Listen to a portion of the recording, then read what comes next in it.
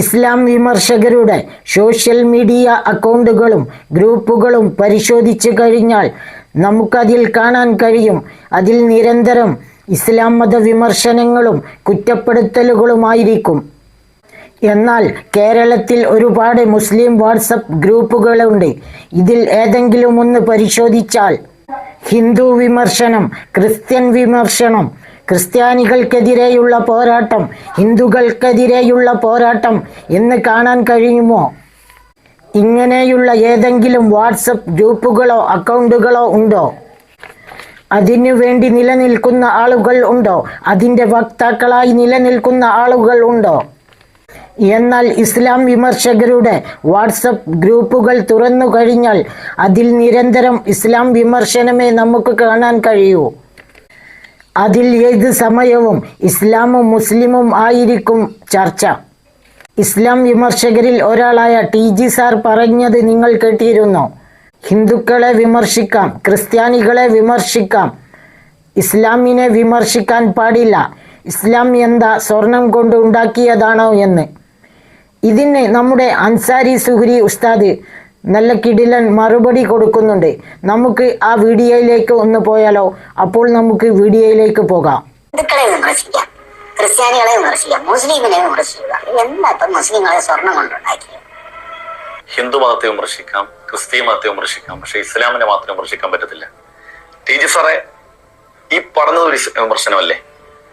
ഇസ്ലാമിനെ വിമർശിക്കാൻ പാടില്ല എന്ന ഭയപ്പെടുത്തലും ഒരു ഇസ്ലാം വിമർശനമല്ലേ? ഞാനിപ്പോ ഇതിന് മറുപടി പറയുന്നത് ഒറ്റൊന്നും കൊണ്ടല്ല, എനിക്ക് മറുപടി പറയാൻ പാടില്ലാത്തതാണ്. മരിക്കുന്നതിന് മുമ്പെങ്കിലും നിങ്ങൾ ഒരു സമയം, ഒരു നിമിഷമെങ്കിലും ചിന്തിക്കുകയാണെങ്കിൽ ചിന്തിച്ചോട്ടെ എന്ന് വിചാരിച്ചിട്ട് പറയാം.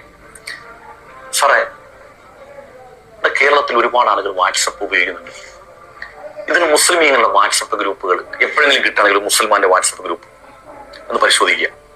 അതിനകത്ത് എവിടെങ്കിലും ഹിന്ദു വിമർശനം, ക്രിസ്ത്യൻ വിമർശനം, ക്രിസ്ത്യാനികൾക്കെതിരെയുള്ള പോരാട്ടം, ഹിന്ദുക്കൾക്കെതിരെയുള്ള പോരാട്ടം, ഇങ്ങനെ എന്തെങ്കിലും വാട്സപ്പ് ഗ്രൂപ്പ് ഉണ്ടോ? ഫേസ്ബുക്ക് പേജുകളുണ്ടോ? നിരന്തരമായി ഒരു ദർശനത്തെ എതിർക്കാൻ, ക്രിസ്തീയ വിശ്വാസങ്ങളെ എതിർക്കാൻ, അവരുടെ ആശയങ്ങളെ അവഹേളിക്കാൻ പറ്റിയ ഏതെങ്കിലും ഒരു പേജ്, അതിനുവേണ്ടി നിരന്തരമായി നിലനിൽക്കുന്ന ആളുകൾ, അതിന്റെ വാക്താക്കളായി നിലനിൽക്കുന്ന ആളുകൾ, അതിന്റെ പാർപ്പിടമായി നിലനിൽക്കുന്ന ആരെങ്കിലും TG സാറിന് അറിയോ?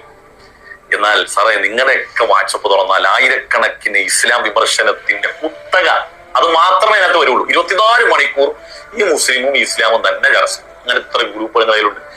ഫേസ്ബുക്കിൽ എത്ര പേജുകളുണ്ട്, എത്ര ഫേക്ക് അക്കൗണ്ടുകളുണ്ട് ഇസ്ലാമിനെ വിമർശിക്കാൻ. എന്നിട്ടും ഞങ്ങൾ ആരെങ്കിലും മുസ്ലിമും ഇസ്ലാമും അപകടത്തിലാണെന്ന് പറയാൻ നിങ്ങൾ കാണാറുണ്ടോ? ഇല്ല. നിങ്ങൾ ഇങ്ങനെയൊക്കെ വിമർശിച്ചിട്ടും, നിങ്ങൾ ഇങ്ങനെല്ലാം വിമർശിച്ചിട്ടും നിങ്ങൾ ഭയപ്പെടുന്ന എന്താണ്? നിങ്ങളുടെ ആശയങ്ങളിൽ നിന്ന് ആളുകൾ മറ്റൊരു ആശയത്തിലേക്ക് പോകുന്നു എന്നുള്ള ഭയപ്പാടില്ലെങ്കിൽ ഞങ്ങൾ അങ്ങനെങ്കിലും ആളുകൾ ഇങ്ങനെ വിട്ടുപോകുന്നു, മറ്റാശയങ്ങളിലേക്ക് പോകുന്നുള്ള ഭയപ്പാടുണ്ട്. ഇനി ഇതെല്ലാം പോട്ടെ, TG സാറിന് ചിന്തിക്കാൻ വേണ്ടി വേറും ഒരു ചെറിയ ഉദാഹരണം പറഞ്ഞുതരാം. ഇന്ന് ഇസ്ലാം വിമർശകനായി നിങ്ങൾ കൊണ്ടു നടന്ന് ആഘോഷിക്കുന്ന ആരിഫ് ഹുസൈൻ അല്ലെ, അദ്ദേഹം ഇസ്ലാമുമായി അദ്ദേഹത്തിന് ഇത് ബന്ധമൊന്നും അറിയത്തില്ല. ഖുർആൻ അറബി ഉച്ചാരണം പോലും കൃത്യമായിട്ട് അറിയാത്ത ആളാണ്. എന്നാൽ അദ്ദേഹത്തിന് ഇസ്ലാമിൽ ഏതെങ്കിലും തരത്തിലുള്ള വിശുദ്ധമായി ഖുർആനുമായി ബന്ധപ്പെട്ടോ ഇസ്ലാമിന്റെ ശരീഅത്തുമായി ബന്ധപ്പെട്ടോ ഒരു ബിരുദം പോലും അദ്ദേഹത്തിനില്ല. അല്ലെ, ഓക്കെ അല്ലേ? എന്നാൽ ബഹുമാനപ്പെട്ട TS ശ്യാംകുമാർ, അദ്ദേഹത്തിന് സംസ്കൃതത്തിൽ, എന്റെ അറിവ് ശരിയാണ്, എന്റെ അറിവ് അനുസരിച്ച് പറയാണ്, സംസ്കൃതത്തിൽ ബിരുദമുള്ള ആളാണ് അല്ലെ. അതിമനോഹരമായി ഹിന്ദു വിമർശനം നടത്തുന്ന ആളാണ്. ഞങ്ങൾ ആരെങ്കിലും TS ശ്യാംകുമാറിനെ കൊണ്ടുവന്ന് ആഘോഷിക്കുന്നുണ്ടോ? അദ്ദേഹത്തിന്റെ നല്ല ആശയങ്ങൾ നമ്മൾ പങ്കുവെക്കാറുണ്ട്, ചിലപ്പോൾ ഷെയർ ചെയ്യും, അത് കേൾക്കും. അത് മൊത്തത്തെ ഇന്ത്യയുടെ പൊളിറ്റിക്സ്, ഇന്ത്യയുടെ രാഷ്ട്രീയത്തെ കുറിച്ചൊക്കെ അദ്ദേഹം പറയുന്ന ചില കാര്യങ്ങളെ കുറിച്ച് നമ്മൾ പങ്കുവെക്കാറുള്ളൂ. അദ്ദേഹം ഹിന്ദു മതത്തെ വിമർശിച്ചുകൊണ്ട് എന്തെങ്കിലും പറയുന്ന കാര്യങ്ങൾ ഞങ്ങൾ ആഘോഷിക്കാറുണ്ടോ, പങ്കുവെക്കാറുണ്ടോ? അദ്ദേഹത്തിനെ ഞങ്ങൾ വേദി കൊടുത്തിട്ട് നിങ്ങൾ ഹിന്ദുവിനെ വിമർശിക്കുമെന്ന് പറഞ്ഞ് ഞങ്ങൾ വെളിയിൽ കൊണ്ടു നടക്കാറുണ്ടോ? ഇല്ല, അതിന്റെ ആവശ്യമുണ്ടെന്ന് തോന്നിയിട്ടില്ല. എന്നാൽ ആരിഫ് ഹുസൈന് വേദി കൊടുക്കുന്ന ആരാ? ആരിഫ് ഹുസൈനെ കൊണ്ട് നിരന്തരമായി എന്തെല്ലാം തരത്തിലുള്ള പ്രയോഗങ്ങൾ ഇസ്ലാമിനെയും മുസ്ലിമീങ്ങൾക്ക് ഏറ്റവും അധികം വേദന ഉണ്ടാകുന്നത് അവരുടെ പ്രവാചകനായ മുഹമ്മദ് നബി സല്ലല്ലാഹു അലൈഹി വസല്ലം തങ്ങളെ എത്രത്തോളം അവഹേളിക്കാമോ അത്രത്തോളം തരംതാന്ന പ്രയോഗം. നിങ്ങൾ മാത്രമല്ല, നമ്മുടെ ഗുരുമൂർത്തിയില്ലേ, അദ്ദേഹം അടക്കമുള്ള ആളുകൾ ജനൻ TVയിൽ വന്ന് പച്ചക്ക് തോന്നിയാസം പറയല്ലേ.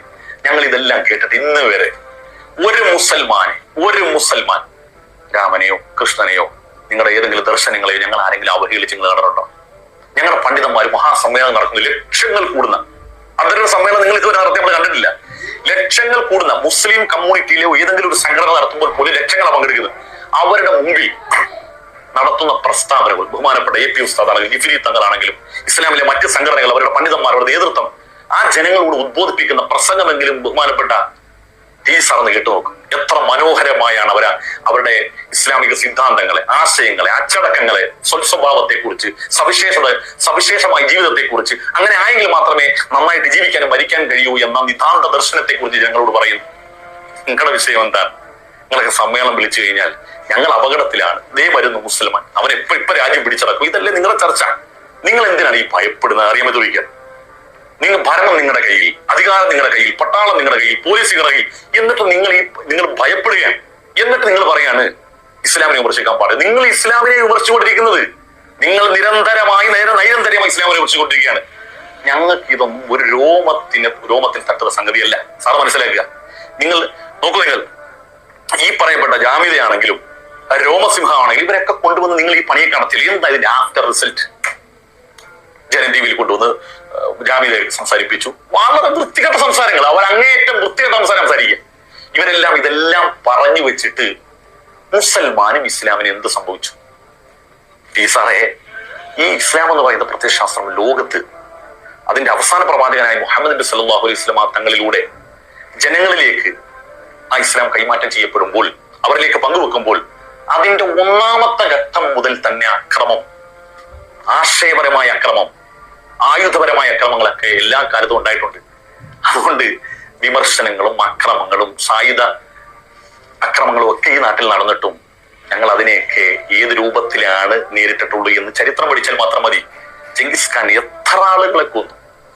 ചെങ്കിസ് ഖാന്റെ പടയോട്ടത്തിൽ എത്ര മില്യൺ മനുഷ്യരാണ്, മുസ്ലിമീങ്ങളാണ് മരണപ്പെട്ടു പോയത്?